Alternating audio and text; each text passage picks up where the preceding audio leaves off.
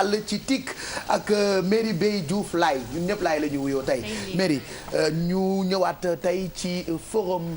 waaw mardi bi ñu jàlloon on avait commencé un sujet sur les commentaires dans les forums c'est-à-dire les sites internet et tout on avait commencé une partie de la discussion et on avait parlé d'une loi donc aujourd'hui j'ai préféré inviter un spécialiste on va dire de la question pour que mu gën ñu mën a wax ci affaire loi bi ak aussi affaire commentaires yi parce que tey suñu invité c'est un patron de presse c'est Ibrahima Lissa Ndiaye Lissa Faye excuse-moi gis nga Ndiaye bi nga doon wax sànq donc Ibrahima Lissa Faye bi nga bañoon tudd rek ndax Diouf bi xam naa la de gis nga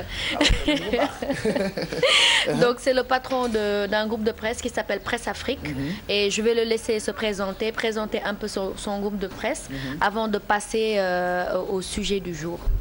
Donc, je vous remercie et je remercie également toute l'équipe de Yeewu Leen et aussi passe mes salutations aux téléspectateurs de la TFM. Bon, moi je suis Ibrahima Lissa Faye, je suis directeur de publication de Presse Afrique et président de l'association des éditeurs et professionnels de la presse en ligne. dañ koy def nag ci wolof pour ñëpp mën a comprendre ndax kii boo ko toppee day culbité moom. xel neexatul léegi donc Ibrahima Lissa Faye journaliste patron de presse ba noppi nga jiite kuréel ban. appel ñoom dañuy def appelu Seydina Limamou bi wala appel aux journalistes. c'est quoi exactement. en fait dañuy jéem a maanaam fexe ba nga xam ne ñu ngi nekk ci presse en ligne bi. nga xam te ne dafa nekk loo xam ne lu yees la. ñu professionnaliser ko promouvoir ko. d'accord et ci loolu la ñuy yëngu daal. d'accord. waaw léegi en fait comme tu t'es présenté merci ma wax olof. léegi dama bëggoon ñu gën a wax ci article 19 bi nga xam ne c'est des lois relatives à Internet. parce que ñu bëri dañu foog ne que ne ici au Sénégal Internet y a pas enfin le code la loi plutôt n'a pas prévu en fait de législation. Par rapport à Internet parce que lu nekk la ñuy gis. Tu vois les commentaires il y a des insultes il y a tout ce qui se passe. Les données personnelles qu'on utilise à d'autres fins. Donc aujourd'hui bëggoon naa tey nga wax ñu tuuti ci article 19 boobu surtout que yow yaay président association boobu et j'ai vu dans mes recherches que vous cette association là da ngeen ci taxaw temb pour affaire yi mën a dakk. waaw en fait maa ngi lay sant bu baax. Article 19 déclaration universelle des droits de l'homme dafa nekk loo xam ne day promouvoir liberté d'expression et am na sax benn kuréel goo xam te ne noonu mooy turam ñoom ñi ngi nekk fii nii Mamel am na aussi yu nekk Londres yooyu noonu et ñooy dañuy jàppale médias yi jàppale képp koo xam ne citoyen la du monde entier wala de l'Afrique de manière générale koo xam ne day promouvoir liberté d'expression effectivement liberté d'expression aussi ne veut pas dire n'importe quoi donc il y a toujours affaire ay loi yoo xam te ne dañ ko def pour encadrer mbir mi pour nit ñi bañ a xaabaabal bañ a daal yekk def yoo xam te ne maanaam yenn wul maanaam ba tax na en fait fii suñum réew en 2008 janvier 2008 am na ñeent loi yoo xam te ne jëloon nañ ko pour mën a encadrer lépp lu nga xam te ne mooy activité numérique ndaxte boo xoolee am na benn loi bu ñuy wax société la loi sur la société de l'information loi boobu noonu dafa ëmb lépp loo xam te ne rek activité numérique la mooy loi d'orientation bi li ñu koy wax LOSI am benn loi boo xam te ne sur les données à caractère personnel et loi boobu noonu pour ñu mënoon ko doxal dëgg il fallait ñu teg en place benn commission de protection des données personnelles d'ailleurs commission boobu noonu sax tey dafay organiser benn forum bu mag au niveau de boo dajalee képp kuréel yoo xam te ne ci Afrique mi ngi def loolu noonu fii nii ci soriwul dara am aussi beneen kii boo xam te ne mooy la loi sur la cybercriminalité loi boobu nag mu ëpp li ñuy def parce que loi boobu noonu chaque jour léegi si nit ñi dañuy sàcc clé USB di sàcc ay ordinateur jàmbur di def yu bon ci biir internet boobu tax na loi boobu moo ëpp li ñuy doxal ci ñeenti loi yooyu ñu defar am na aussi beneen loi yoo xam te ne moo ñu concerné mu ëpp lu ñu concerné ñun mooy la loi sur les transactions électroniques et loolu noonu dafa wax ci maanaam métier mu tas xibaar ci biir internet c'est vrai génnewul lépp mais am na ci loo xam te ne lu leer la wax ci kii bi ba nga xam te ne maanaam site boo créé war nañu mën a xam ki ko moom war na mën a am aussi numéro téléphone ki ko moom ba nga xam te ne maanaam bu ñu tuddee dara ci Pape Cheikh mu metti Pape Cheikh balaa nga xam te ne mu mën a tas réew mi wala maanaam ñëpp ñi ci mën a jot Pape Cheikh mën a woote ci saasi ñu dind ko ci saasi et bu ñu ko dindiwulee am na ay daan ñu war a mën a teg ci kaw ki nga xam ne mooy responsable li ñu gën a soxal mooy thème bi ñu jàpp depuis mardi ba le passé jëm ci forum yi ndax surtout yow yaa jiite ñi nga xamee ne ñoo am ay ñi nekk ci presse en ligne bi bu ñu defee article bu article bi noppee dafa am lu tudd forum ku ne ñëw wax lu la neex alors ci wax lu la neex noonu biñ ci gën a seetlu mooy ku ne da nga ci wax lu ñaaw te souvent du mujj fenn alors yéen ci seen kuréel ndax jël ngeen ay matuwaay pour di saytu phénomène boobu. waaw xam nga Pape Cheikh loolu dafa nekk loo xam ne daf ñu gàllankoor lool. ba tax na fi nekk ku tudd internet rek dañuy yaakaar ne ci yu bon yi lay nekk di def. moo yàq moo ci gën a ëpp léegi nit ñi dañ ko def arme de guerre en fait. xam nga ba moo tax ñu ne. koo ci mere sax léegi internet ngay dugg wax ko lu ñaaw. mais da ngay gis ci biir entreprise nii par exemple nii nit mere Bijou day dem ci biir nen di wax lu ko neex. wax ko lu ko neex xam nga léegi nag léegi nañ loolu il faut mu dañ. dina jafe. parce que fii Sénégal moom nit ñi ñu ngi noonu la ñoo maalawul. mais bay ni ngi ciy bay suñu waar lépp lu ñu mën kii bi passé novembre bi passé def nañu benn projet sur la régulation projet boobu bi ñu ko defee état bi jàpp na ci francophonie ak ñu bëri jàpp nañ ci en tout cas ba ñu dem saytu ba teg en place maanaam benn charte éthique et déontologie li nga xam te ne aussi mooy projet de code de la presse nga xam te ne dañ ci waxoon affaire presse en ligne mais bëriwul woon ñu saytuwaat ko yokkaat kii bi ba nga xam te ne fi mu nekk am na benn disposition bu ñu ci dugal boo xam te ne mooy article 160 article 160 boobu noonu léegi si ni képp koo xam ne éditeur de presse nga tu as l'obligation maanaam ngay saytu commentaires yi di ko comment dire di ko modéré.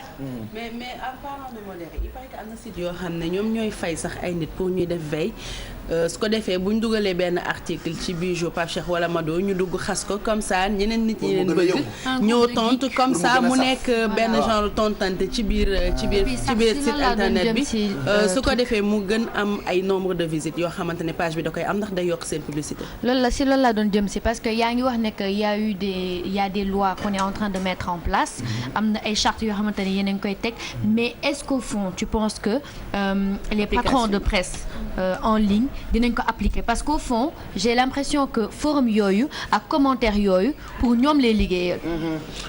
xam nga en fait yaakaaruma ne benn patron de presse en ligne dina jël di fay ay nit pour ñuy ŋàññi nit wala ñuy wax ci nit du bon loolu xalaatuma ko wax dëgg fa yàlla li nga xam ci ne am na ba am mooy que maanaam fii képp ko gis ak am na ay noonu.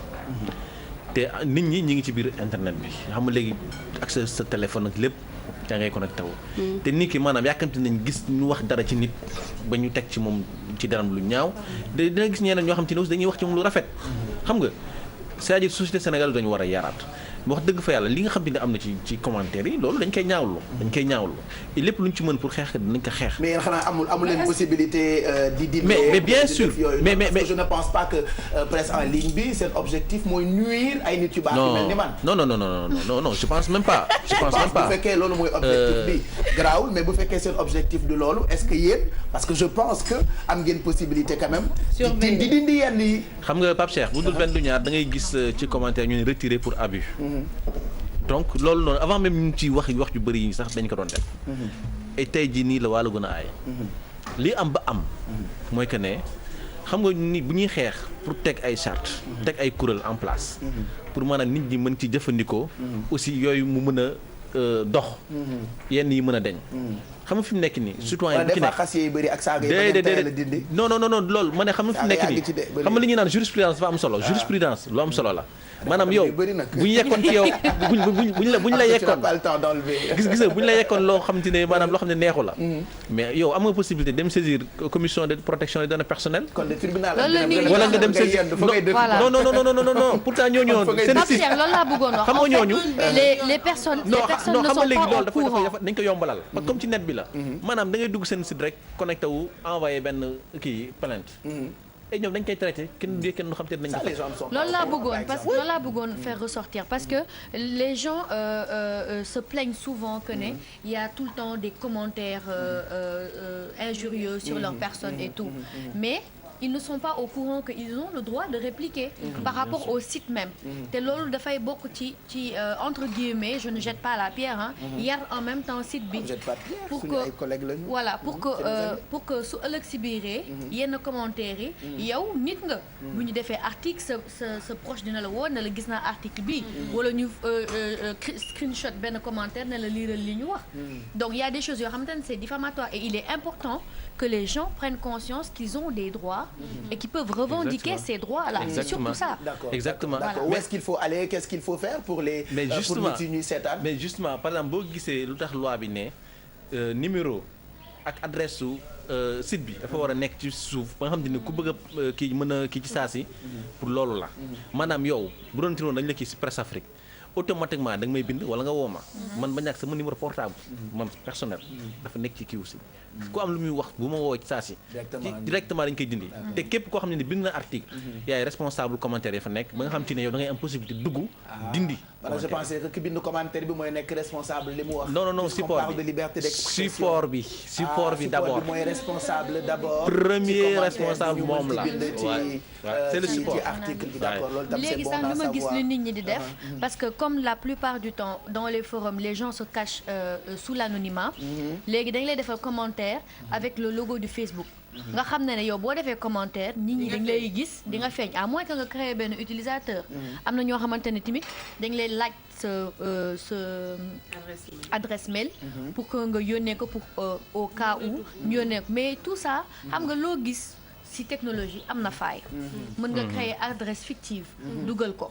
tu vois mën nga créer compte fictif Facebook. dugal ko mais daal li gën a important. li ngay wax ni am lu gën a am solo encore am na xam nga kii bi internet. xarala yi dafa ni day gën a avancé sax saa su nekk. am na benn bu bees bu génn discuss. loolu pour nga kii ci da ngay def sa login ak yooyu yëpp.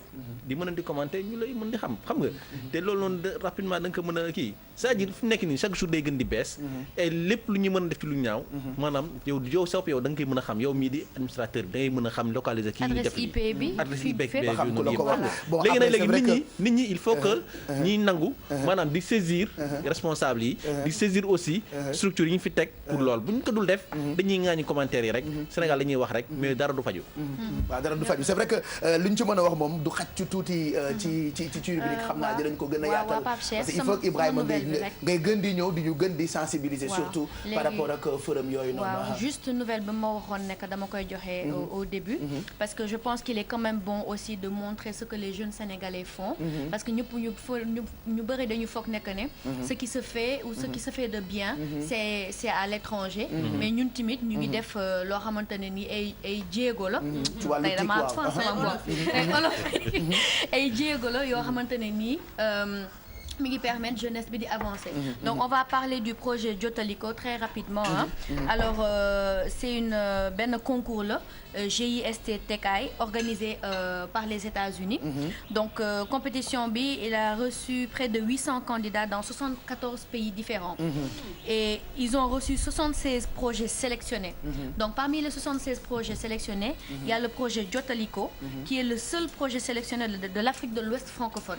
Et Jotaliko, c'est un Sénégalais du nom de Mokhtar Cissé et son groupe. Donc j'ai pensé que c'était vraiment important que nous qu'on parle de lui, féliciter ko, voilà, et surtout tout.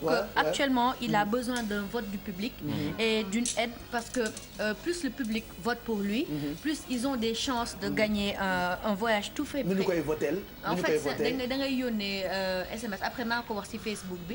Parce que moom daf ma yónnee message bi et j'ai pensé que pour l'encourager en fait cette encourage serait bien voilà. Donc bu ñu gagner loolu dañuy gagner un voyage tout frais payé pour demi-finale bi. La demi-finale se tiendra du 22 au 26 juillet à Nairobi. Au Kenya. Voilà. Donc juste pour le féliciter et aussi suñu leen mënee jàppale bu baax. Donc c'est bien des jeunes. Voilà on l'encourage en tout cas dinañ joxe information yëpp ci Facebook bi ci page Yeewu Leen ak page bu Mady Beye Mystique. Ibrahima Lissa Faye ñu ngi lay gërëm bu baax kontaan nañu. xam naa ñi dinañu waxtaanaat lu bëri ci presse en ligne bi parce que fi mu tollu tembe seeni mbir moom dafa lëmbe réew mi ay famille a ngi yàqu ay nit a ngi am ay problème mais ay nit a ngi avancé. Donc je pense que yooyu yëpp jar na waxtaanee ci jotaay bu gën a et puis on te félicite parce que li nii la ñu ko bëggee ay xale yu am jom te nangoo liggéey mooy tax Sénégal jëm kanam merci beaucoup Ibrahima.